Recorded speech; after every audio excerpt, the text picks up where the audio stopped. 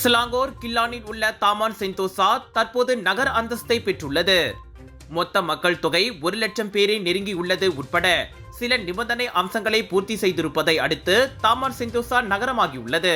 கில்லான் நகர் mayor Dato Abdul Hamid Hussain அதனை அறிவித்தார். 2023 முதல் பல்வேறு கூட்டங்களையும் பல அரசு நிறுவனங்களுடன் இணைந்து ஆய்வுகளையும் நடத்தியதில் அம்முடிவு எடுக்கப்பட்டது. நகரின் தோற்றத்தை மாற்ற 2025-2035 செந்தோசா 10 ஆண்டு கால செயல் திட்டமும் உருவாக்கப்பட்டுள்ளது. சொத்து மதிப்பை உயர்த்தி பொருளாதார மற்றும் முதலீட்டு வாய்ப்புகளை அதிகரிப்பதே அதன் நோக்கமாகும்.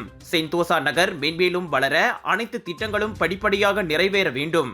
அதற்கு நகர மக்களும் சம்பந்தப்பட்ட அரசு நிறுவனங்களும் கில்லான் அரச மாநகர மன்றத்துடன் இணைந்து செயலாற்ற வேண்டும் என டத்தோ அப்துல் ஹமீத் கேட்டுக்கொண்டார்.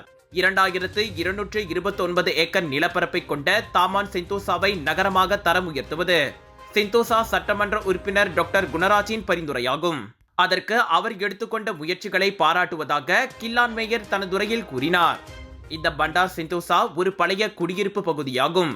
அதன் எல்லையானது 1963 ஆண்டிலிருந்து பத்து அம்பாட் தோட்டத்தின் அசல் எல்லையிலிருந்து கணக்கிடப்பட்டது.